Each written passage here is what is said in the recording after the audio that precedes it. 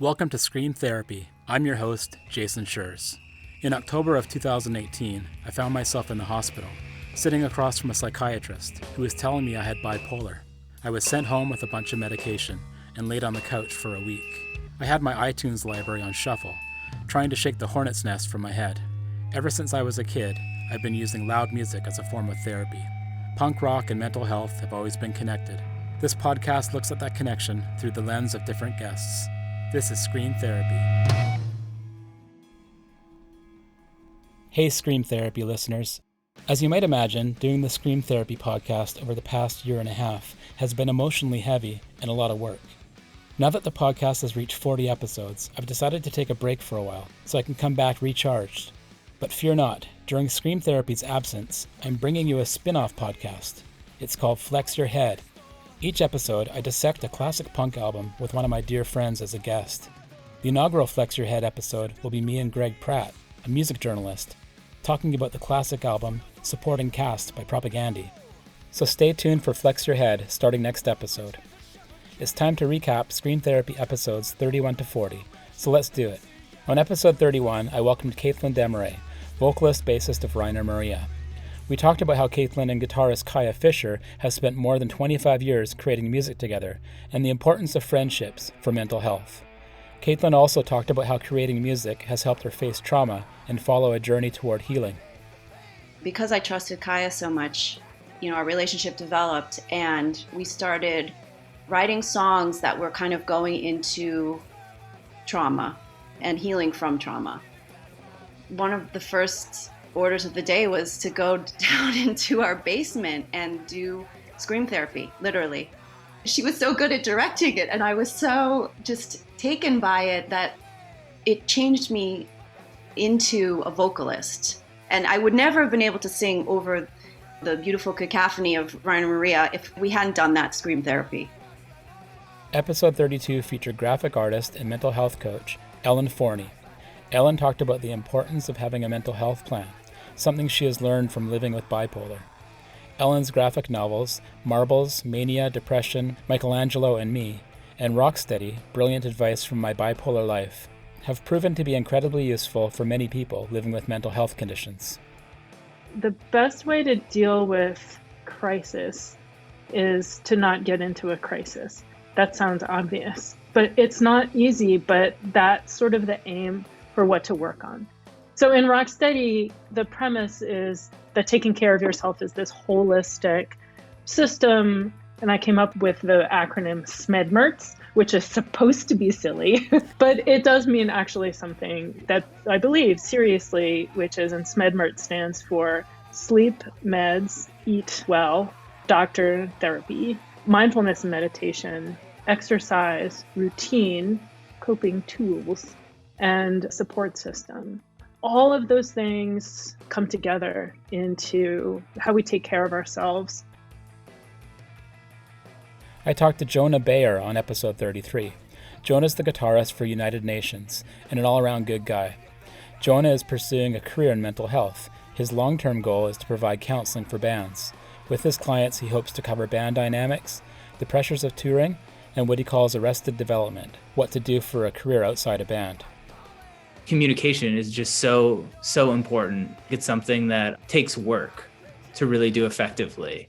And I think a lot of the bands that are successful have this ability to sort of communicate and have been together so long where they're able to kind of navigate that. And I think some people can need some help. And so I would just want to help everyone kind of hear each other, understand where they're coming from. Just the idea of feeling heard can be so important in a group dynamic when you don't feel heard, and it can cause so much tension. I think just feeling heard, even if maybe like it isn't changing the outcome, can really help the overall kind of well-being of the group. I was joined by Dr. Blythe Two Sisters of Tabula Rasa Psychology on episode 34. Blythe grew up in the Houston, Texas punk scene. She talked about warning signs for mental health conditions and the supportive relationship she has with her clients. She also talked about her approach when clients want to run away from their problems or have suicidal ideation. When they tell me they want to run away, that's a pretty strong one in the, I just want to run away. And I'm like, okay, where are you going? or I just don't want to wake up tomorrow. There's a spectrum of suicidality. I just want the suffering to stop. It would be great if I woke up tomorrow like Miracle Question and all of this was away, versus I'm out of here. This sucks. I'm done. When I first meet people, I'm very different. This is part of my punk rock mentality too, is I will tell people that if they don't want to be in physical form, that is their choice. However, I want to talk about it and talk about it and talk about it. Jeff Rickley of Thursday came on the podcast for episode 35. He talked about his depression and how he became addicted to heroin after Thursday broke up. Jeff spoke of what music has meant to him, growing up and through his adulthood. Clean and sober for the past few years, Jeff has returned to music. When I started going from drinking and pills and stuff like that to just using heroin daily, that was like a steep shift in severity of drug. There was like an implicit choice that I made that was sort of like, well, I don't really have anything that I want to do with my life anymore. I've done the things that I want to do, and I failed them actually, and like I wasn't good at them. And you know what? Maybe I was an imposter this whole time, because look at how it's all turning out. I probably have a few years before this kills me, and I guess I'll just try and enjoy it. I don't know. It was sort of my attitude, which is a pretty terrible attitude to have. And now, as of today, I'm 3.5 years sober, so that's a huge change. Marissa DeBeese from Philadelphia alt-punk band Mannequin Pussy was on episode 36. Marissa recalled how a cancer scare when she was a teen affected her mental health and exacerbated her depression. She also talked about how toxic relationships have affected her life through the years. So much of when we're teenagers, whether or not we are more alternative or whatever, is that we kind of want to be normal. We want to feel like we're a part of this world. And those sorts of things kind of immediately make you feel like you're being pushed off to a side of the world where everyone else is getting to live theirs. I'm very harsh about my younger self, because I think for a while it made me really feel like what I was going through was so much bigger than what anyone else is. And it takes time to realize that you're actually part of this very interconnected experience of people struggling through pain in very different ways and experiences that are very different. And so it's really this thing that connects us all. On episode 37 of Scream Therapy, I welcomed Jenna Pupp of the Hears Collective. Jenna opened up about her mental health struggles and how the queer punk scene gave her a safer place to express herself through screaming and songwriting about trans and queer rights. That is such a release. That is such a different version of therapy than like sitting with my therapist and talking some things out. It's like body therapy, right? Not just emotional and mental. It's one of the reasons that I train Muay Thai, or like I ride my bike, or do these physically active things I'm very grateful that I'm able to do, because those are literally an antidepressant for me. And that's what screaming feels like often, especially when you're screaming about something that is important to you. Megan Cadena Fernandez, vocalist-bassist of Foxtails, joined me on episode 38. Megan shared their experiences living with complex PTSD. They also tackled the subject of being a non-binary person of color in the punk scene, and the discrimination they face in it, a mirror for the outside world.